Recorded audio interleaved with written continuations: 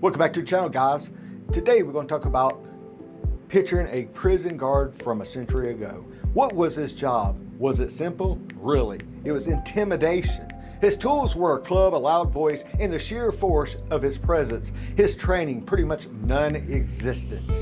Now imagine a modern officer putting on a VR headset and stepping into a simulation, not just to walk a cell block. Now this person is navigating a tense hostage negotiation with an inmate having a psychological break. This isn't some scene out of a sci-fi movie. It is the real-life radical transformation of the correctional officer, a journey from the brute force to the brains.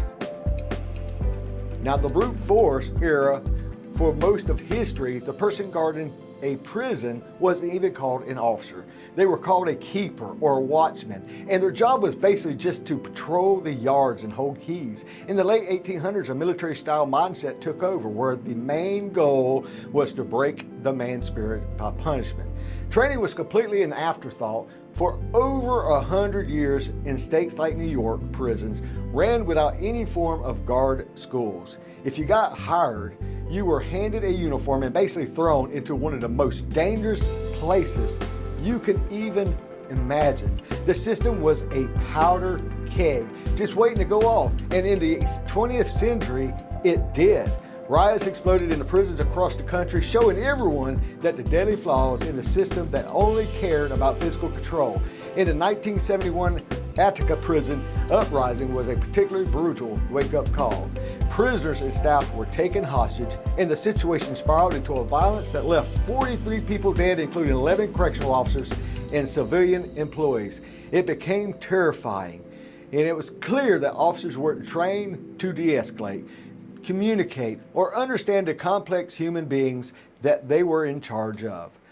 They also, with the inmates, were victims of a broken system. Something had to change. Now, the seed of the change was the first real sign of a new way of thinking. It started to show up as early as 1930, when the first federal training school in prison officers opened its doors. It was directed by Jesse Stutzman. Had a vision that was pretty much revolutionary at the time. He wanted to enable officers to think intelligently and to impress upon the constructive and reformative value of their work. His class included the usual firearms defense of tactics, but also the history of punishment and psychological of the inmate. Now, by the middle of the century, this idea was slowly starting to catch on. The medical model of corrections started to form, which saw criminal behavior not just as a moral failure, but as a kind of disease that could be cured, rehabilitation. This shift meant they needed a new kind of officers. Training programs began to add psychological and treatment to the curriculum. By the 1970s, some programs were even using films to teach officers empathy, pushing them to see life through the inmates' eyes so they could be more effective. The tough-as-nail guards was slowly making its way, thoughtfully professional. Now, the brains of the revolution was today that the transformation is impossible to ignore. A model correction officer's most powerful weapon isn't a baton, it's their mind. Academies now spend hundreds of hours getting officers ready for the world where force is absolutely the last option. De-escalation is now the core part of that training. Officers are learning advanced communication skills to read a situation of nonviolent ways to solve conflict before they even get physical. A huge piece of this is finally confronting a mental health crisis inside the prison walls. With a large number of inmates suffering from mental illness, officers are now being trained in mental health first aid. They learn to spot the signs of psychological distress and how to respond in a way that helps instead of making things worse. This kind of training saves lives and makes the facility safer for everyone involved. Technology has also completely changed the game. Body cameras adding new layers of accountabilities, and with the cutting-edge virtual reality simulations, recruits can practice responding to incredibly high-stress scenarios, from riots to medical emergency, in an immersive environment where no one gets hurt. This isn't just about security, it's about building muscle memory for making smart decisions under pressure. One of the top of this is training in cultural competence. Implicit bias. making sure officers can respectfully manage a diverse population and to cut down on potential conflict that would happen.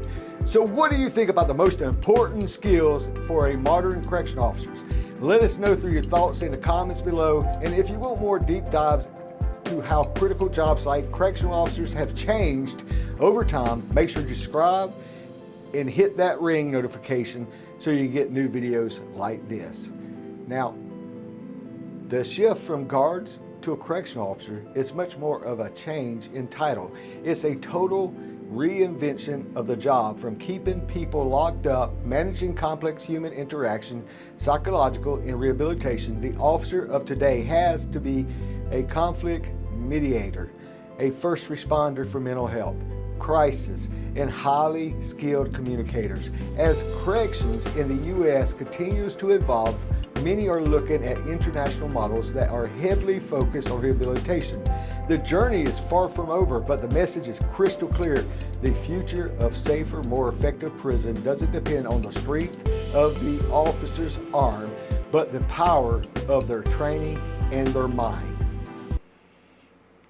Thank you for watching, and like always, God bless.